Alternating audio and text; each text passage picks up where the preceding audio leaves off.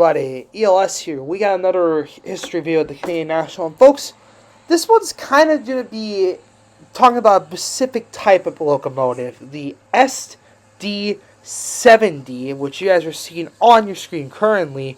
We're going to talk about this locomotive specifically because, well, there are a couple of these engines that I have caught in, so I thought it'd be better if I just did it on all of it together. So talking about the SD70, these things were built between 1992 to the present day. Still, they're being built. There were a total of 1,609 SD70Ms built.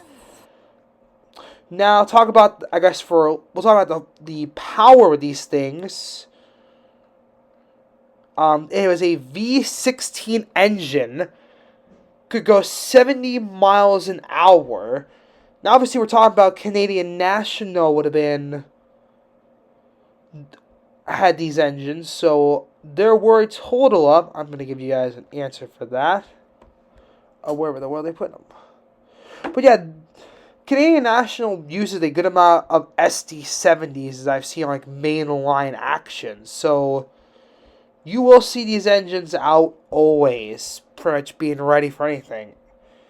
But I guess talking about the SD70, it's a series of diesel locomotive engines produced by the U.S. company Electric Motor Diesel. It is an extension and improvement of the SD60s, which we will talk about in upcoming. We talk about that locomotive. And, well, yeah. But I've caught in 4 of these SD70Ms.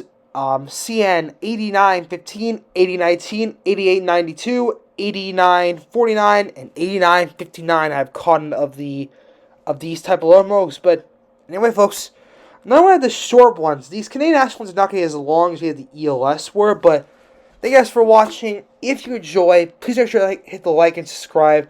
Stay tuned. Next up, folks, it is time to get jumped and scared by ELS 5405, the jump scare train.